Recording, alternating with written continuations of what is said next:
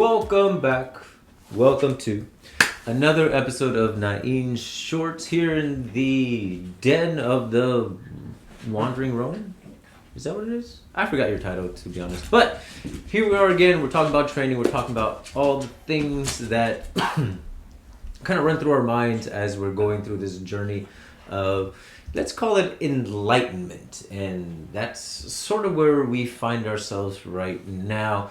And it just makes me think of all these stories that I've heard from various martial artists over the years that I've had the pleasure of getting to know and talk to on a personal level, and the epiphanies that they have in their training.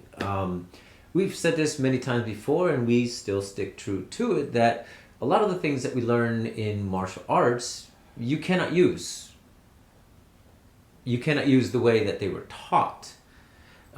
But there's many different reasons why there's a systemic way of teaching martial arts that go back hundreds and hundreds of years. Some very intelligent, far more intelligent people than ourselves have really explained the history of how a very militaristic mindset of teaching all these forms to people and then seeing which ones have the capacity to truly understand beyond what's being taught to them, and then out of those people they get taken out and put into another group, and out of the small number of that group they become the generals and captains and all these things, because that was the mentality behind it. And over the years it just became the way things were done. And often you come across people that are very good at what they do, but when you ask them questions beyond what they're doing and what they're showing, they don't know how to answer it. And I'm not saying that they're not intelligent, and I'm not saying they're not good at what they're doing. It's just that it was never explained to them. They never really understood the finite purpose of something or the limitations of something. They're continue doing what they were taught, and it's working for them, and they're flourishing, and they have their school, or they have whatever it is that they're doing. But when you get down to what does this truly mean, what is this move truly intended for, they're at a loss. And again, it's just a lack of information. But then you have some people that never stopped asking questions, that trained and trained and trained, and get to a point and realize, wait, how useful is this that I'm learning if I apply it in a real life situation? And that's when the growth happens. That's when they start these sparks of ideas, where they start realizing these simple truths, just like it cannot be used the way that it was taught. So something has to change. And that change is usually your own viewpoint or concept of what it is that you learned. There's nothing wrong with the way that it's taught. It's just that sometimes we teach it so much a certain way that we get stuck in certain habits, and it's much harder to break away from them. Until you have that epiphany, until you have that realization, and then all of a sudden it becomes a necessity to break away from that structure and start building something from scratch. Almost. It's still all the same stuff, but all of a sudden you realize, oh wait, this lesson was here this whole time, but because I never thought of it that way, because I never questioned beyond what I was being shown, I never saw it.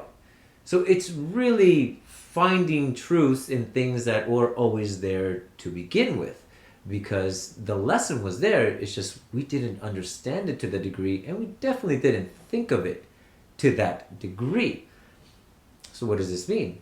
Well, going back to the original lessons, to the first things that you did years and years ago, looking at it with the experience that you have now and seeing something different, something that was always there, but you never thought about. It never really conceptualized, because it was just something that you learned. It was just the basics of basics, and that's all it amounted to. And it got you to where you are today, so you never really question it. But if you go back to all the previous lessons, all the things, all the basic concepts and ideas that can be found in the most rudimentary moves, well, you might find a lot of great new things that were always there to begin with.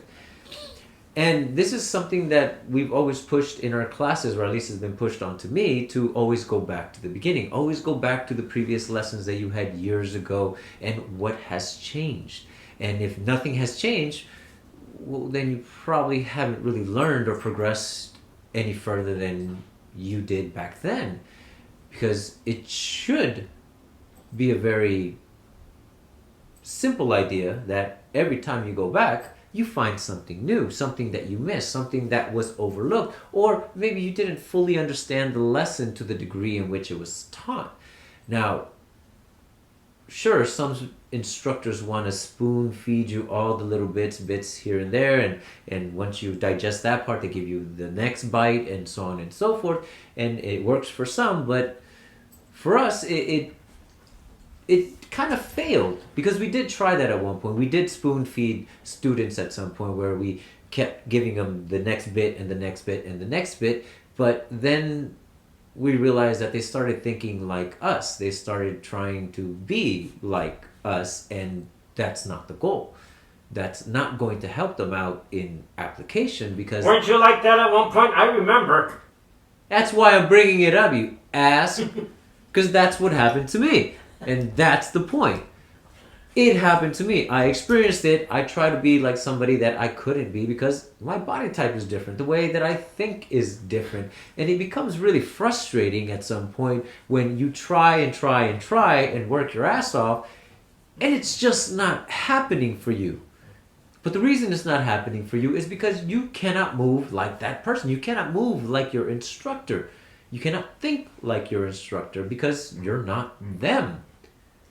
So what then can you do? Well, not give the students so much that it narrows their thought process. Not give them such concrete instructions that all of a sudden they think, oh, this is absolutely the only way that I could possibly do these moves or this art or whatever it is that they're learning at that particular point, and if I can't do it this way, then I must suck, or I have to work harder and harder to do it specifically the way that it was taught to be done. And that's just not possible. We've seen it time and time again. You see the different body types, you see the different modes of mobility that people find themselves in because of age, injuries, all these other things that affect the way that we can move, that we even just walking. And we think it's not going to affect our martial arts. It's going to. You're not always going to be as fit as you are now, and you may not be as fit as you were yesterday or a couple years from now or a couple years ago. Well, actually, yeah, a couple years from now too, because we're still going to keep aging. So to think that we have to just work that much harder or do X amount of things just to look a certain way or perform things a certain way, it's not going to happen. And if we make things so concrete for the students, well, then that's what they're going to be stuck in. And we've talked about how that is probably one of the reasons why we lose so many students, is because they can't get away from that.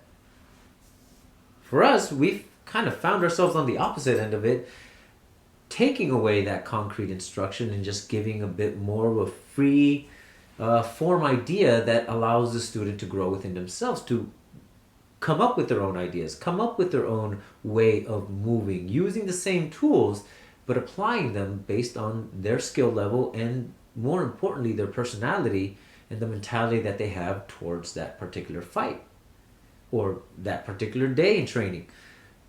Because then it grows as them and who they want to be and how they want to use the art. We talked about a few episodes ago how, yeah, they pay us for teaching them. So now it's theirs to do with what they will. They're going to use it however they're going to use it. But if we don't teach them how to even think beyond what's being taught, well, will they ever? And like I said, talking to so many different martial artists from many ages, been in it for a couple of years, been in it for decades, most of them, at least the ones that are still going, the ones that are really good at teaching people how to defend themselves, are the ones that broke away from the structure that they learned early on and came up with their own ideas. So, how do we go about doing that? Well, first of all, we have to break away from the idea that this is the one and only way that things are be done, that this is the correct way. There isn't a correct way. There isn't a wrong way. It's either going to work or it's not. And if we can't even consider that, hey, this might not work, let me pressure test it, let me poke holes in this idea and see, well, if somebody did that to me, how would I defend against it? How would I break it apart to make sure that I don't fall for that particular move or that particular technique? And if you don't put yourself on the other side of that and start thinking beyond it, well, then it's always going to be, this is the way.